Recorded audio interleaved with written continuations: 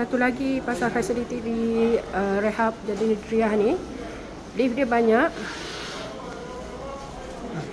dia banyak dan tadi sebelah kanan ada pejabat tabung haji dan juga klinik.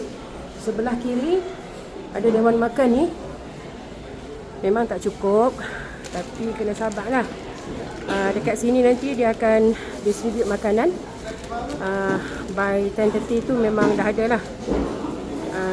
So selain dewan makan, data yang sama ada kafe.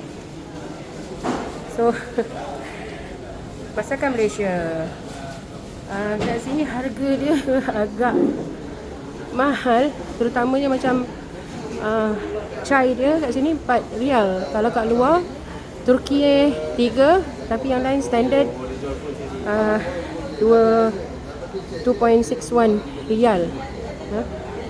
Tapi untuk menghilangkan rindu masakan Malaysia kan, so adalah nasi lemak.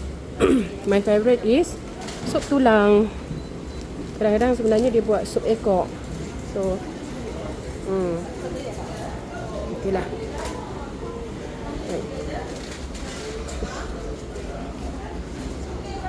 Petaj. Ni dia punya penyaji.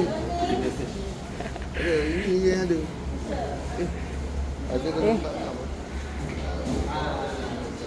Ni one of the penyaji.